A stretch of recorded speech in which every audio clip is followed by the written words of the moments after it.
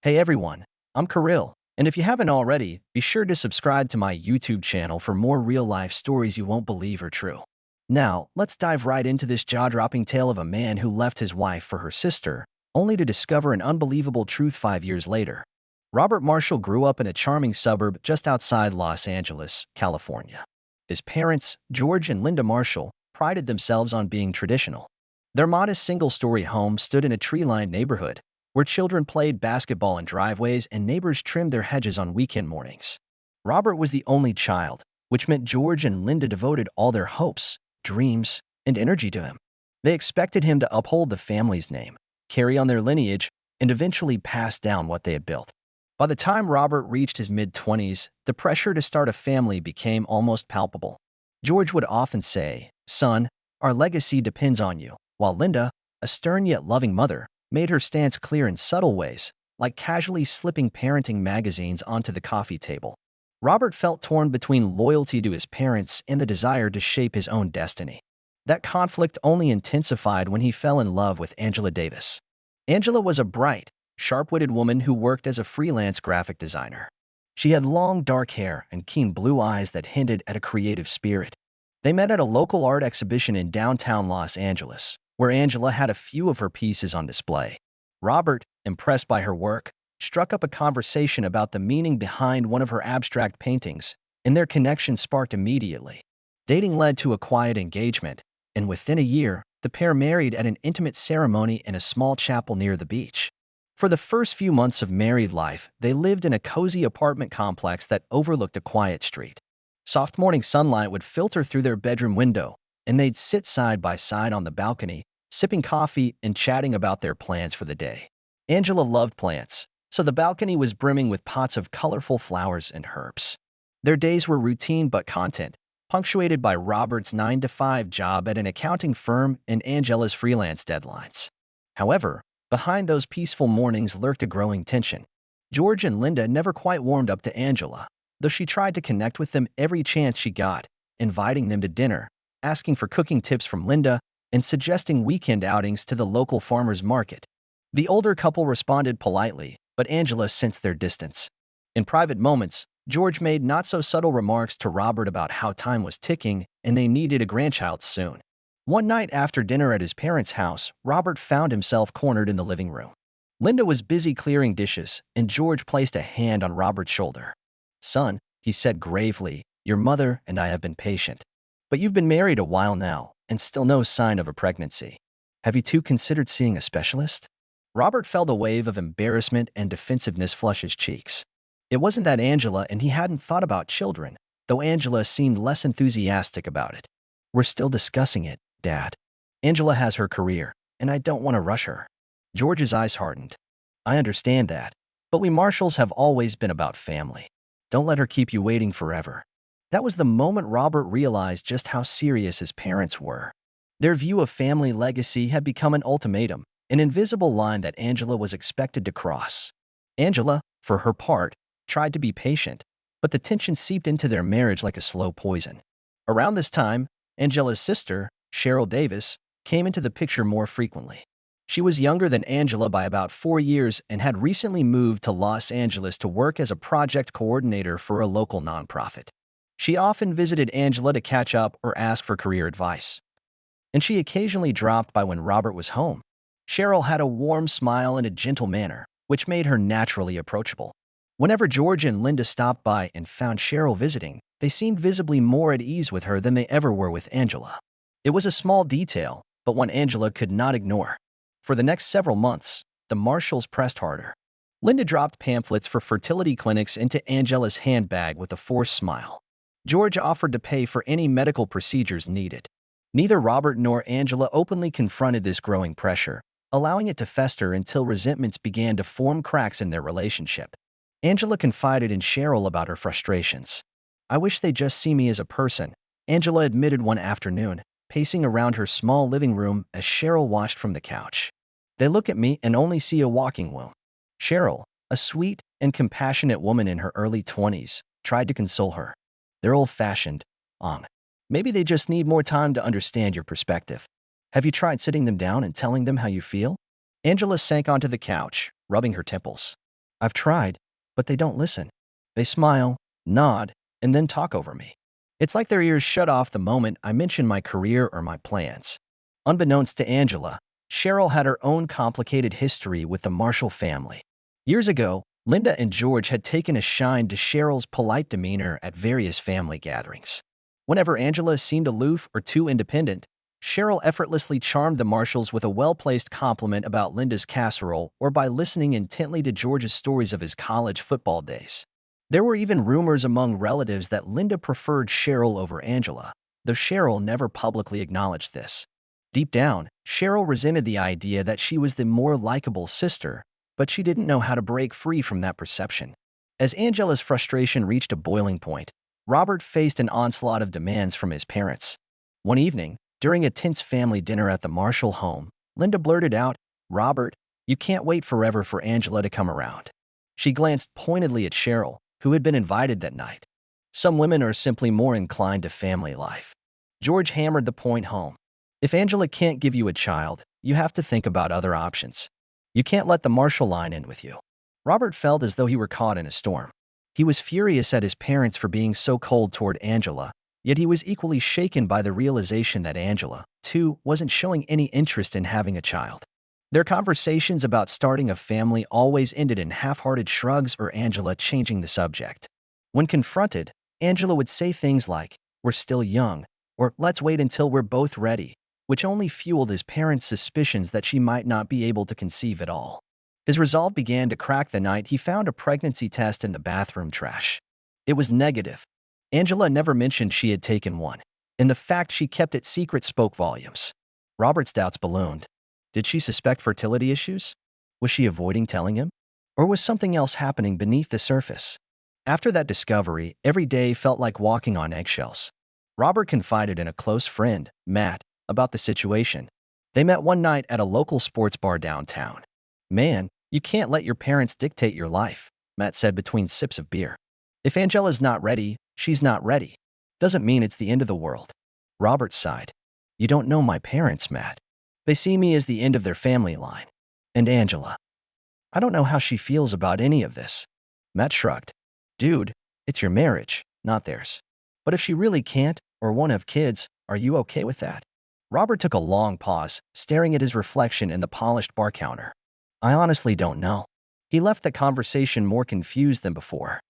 The tension peaked when Linda and George, exasperated by Angela's seeming indifference, pushed an impossible idea. If Angela couldn't or wouldn't have a child, maybe Robert should consider a divorce. Or worse, consider starting a relationship with someone they believed more suitable. At first, Robert dismissed the notion. But the more he clashed with Angela over their future, the more the seed of doubt took root. Guilt warred with a sense of responsibility to his parents, and the pressure was crushing him. Over time, subtle dinner invitations where Cheryl was also present became the norm, making Angela feel ambushed. She started to avoid gatherings at the Marshall home, preferring to stay in her art studio or spend hours in her workshop. One such evening, Angela confronted Robert after they returned to their apartment. She threw her purse on the couch, her eyes burning with anger. "Why do you keep dragging me to these dinners? You know they're just going to corner me about having a baby." Robert, equally tired and stressed, snapped, "Because they're my parents. I can't just ignore them. Besides, can you blame them for wanting grandchildren? You never even talk about kids." Angela's face hardened. "You think I don't want a normal life? You think I like being hounded? You're not the one they treat like a failure." There was a moment of stunned silence before Robert turned away. "I can't do this tonight," he mumbled, disappearing into the bedroom. He left Angela standing there, anger and hurt etched across her features. Angela's frustration had mutated into a quiet bitterness. She rarely slept in the same bed as Robert anymore. Their once cozy apartment turned cold, like a place inhabited by two distant roommates rather than a loving couple. Days passed with minimal conversation, and nights were filled with quiet tears or stony silence. Angela spent more time out of the house, meeting with clients and staying late at her sister's apartment, while Robert sought solace in extra hours at work. One evening, Robert came home to find Angela packing a small suitcase. "What's going on?" he asked, alarmed. She didn't look up. "I'm staying at Cheryl's for a few days. Need space. I can't handle your parents' demands anymore." Robert felt both relief and panic. Relief because maybe the distance would help them gather their thoughts, panicked because he feared this was the beginning of the end. I didn't know it had gotten so bad, he murmured. She gave a short, humorless laugh. Really? You think I can't hear your parents behind my back? The constant talk about how I'm failing you, failing the family. Maybe they're right. Maybe you should be with someone else. Her words stung, but a part of him wondered if she was voicing his hidden doubts. Angela, I love you. We need to figure out what we both want.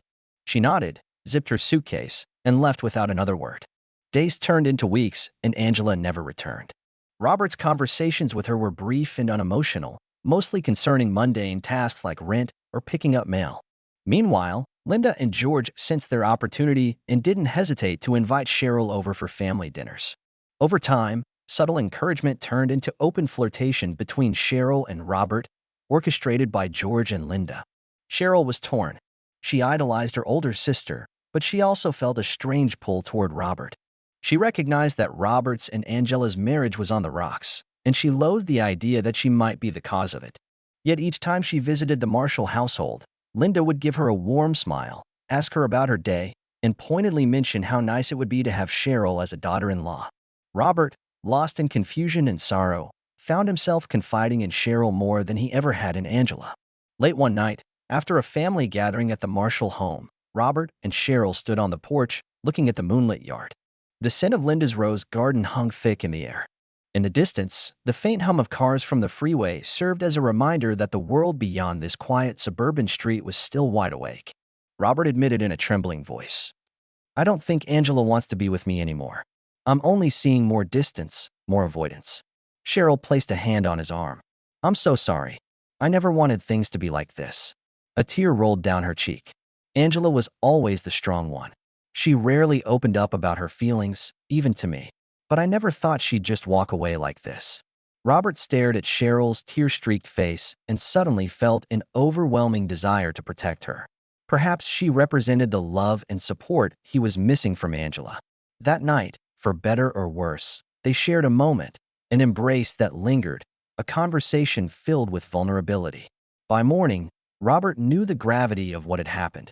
He had fallen for his wife's sister. In the months that followed, Angela remained distant. Their divorce was finalized with little fanfare. Angela only showed up at the courthouse with a stiff expression, barely acknowledging Robert. Cheryl tried to maintain her relationship with her sister, but Angela pushed her away as well. Eventually, Angela left Los Angeles altogether, moving to Seattle to restart her life. Under unrelenting pressure, Robert proposed to Cheryl. It was a subdued affair, overshadowed by guilt and confusion. Nonetheless, they got married in a small ceremony that Linda and George insisted upon. Most of the family showed up, save for Angela. She didn't even send a card. Shortly after the wedding, Robert began to feel an undercurrent of shame. When he and Cheryl moved into a new apartment, one that Linda co-signed for, he found that the old ghosts wouldn't leave him alone. He'd wake up in the night and remember the look on Angela's face as she'd zipped up her suitcase. Sometimes, Cheryl would catch him staring at their wedding photo, his forced smile betraying the conflict in his heart. Though he cared deeply for Cheryl, a piece of him still ached with unresolved questions about Angela. The next 5 years drifted by in a kind of uneasy calm. Robert and Cheryl settled into a suburban neighborhood in Orange County. They had 2 children, a boy and a girl, much to George and Linda's delight. On the surface, everything was perfect: a tidy lawn, friendly neighbors, and holiday gatherings at the Marshall home where laughter and good food abounded.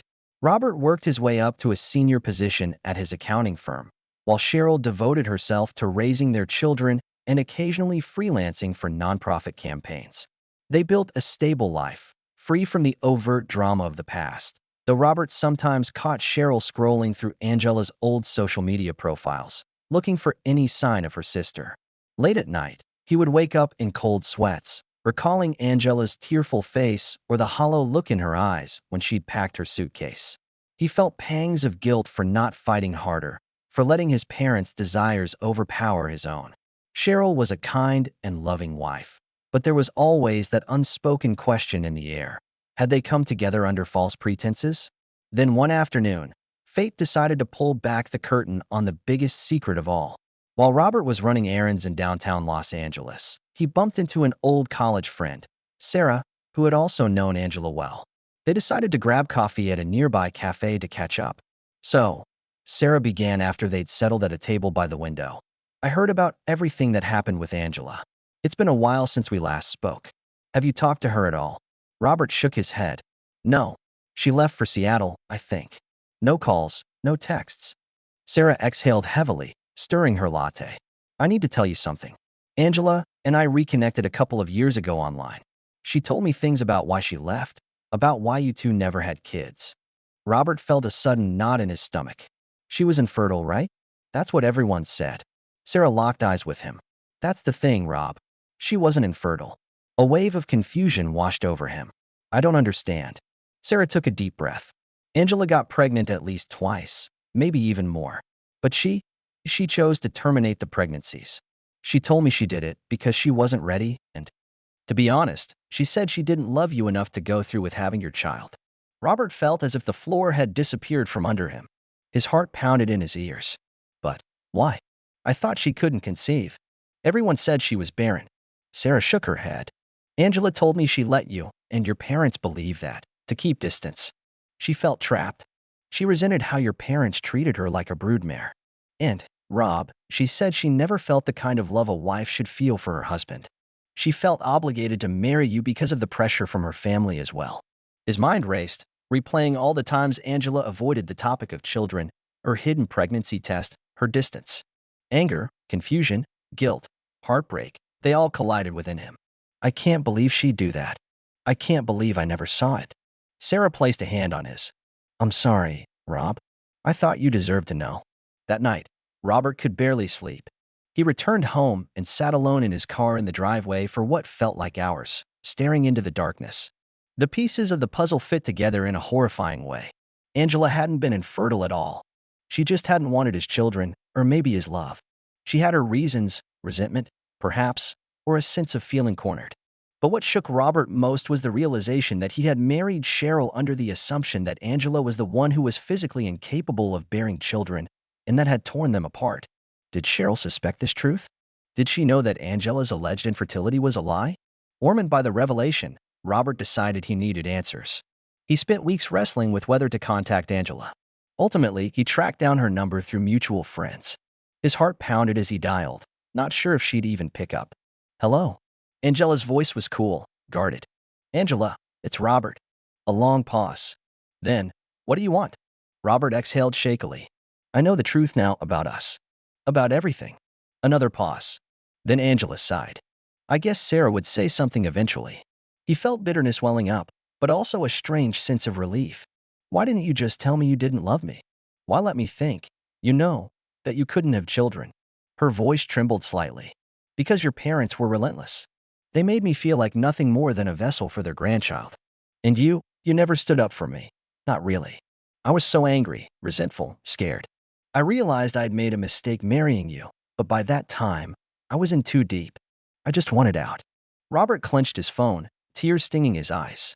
But you let me believe all those years that you were infertile. You made me walk away.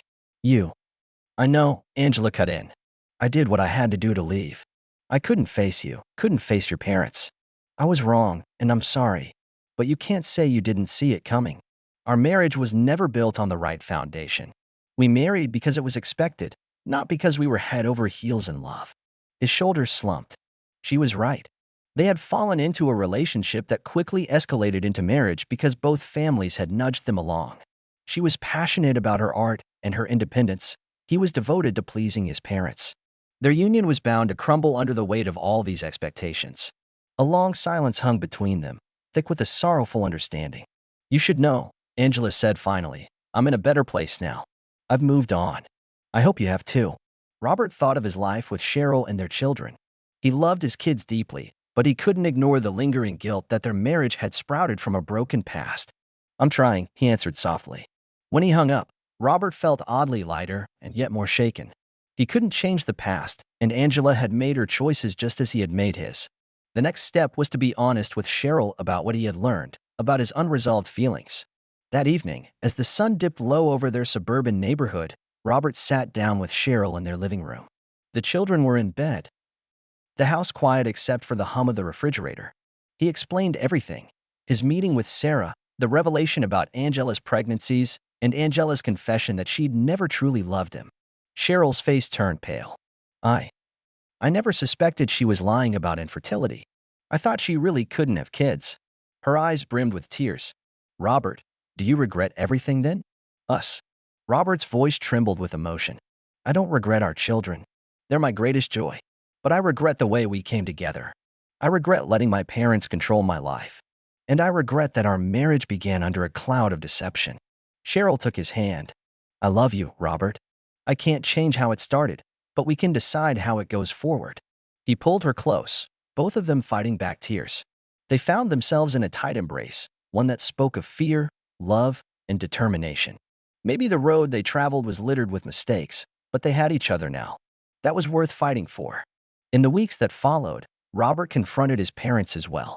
You forced me into a decision I wasn't ready to make, he told them, his voice shaking with anger and sadness. George and Linda tried to defend themselves, saying they only wanted what was best for him. But Robert stood firm. Don't meddle in my marriage. I appreciate all you've done, but from now on, Cheryl and I are making our own choices. Linda wept. George wore a wounded look, but neither could deny the truth in Robert's words. Over time, they accepted that they had overstepped boundaries out of fear of losing their lineage. As for Angela, her role in Robert's life became a distant memory, though they occasionally exchanged polite messages. She remained in Seattle, thriving in her artistic career. There was a quiet understanding that some bridges, once burned, can never be fully rebuilt. But they both found closure in acknowledging the wrongs done on both sides. Robert and Cheryl continued to raise their children in that suburban home, forging a relationship that, while born of complications, was strengthened by the lessons they had learned. Some nights, Robert would still stare at the moonlit yard and recall the swirling chaos of those early years, a love overshadowed by parental pressure, a betrayal he never saw coming, and a secret that shattered his illusions. Yet in the end, it brought him to an unexpected place of honesty and devotion. He vowed never to let someone else's demands dictate his family's future. In this way, Robert found a measure of peace, while Angela lived her life far away, free from the constraints that had once trapped her.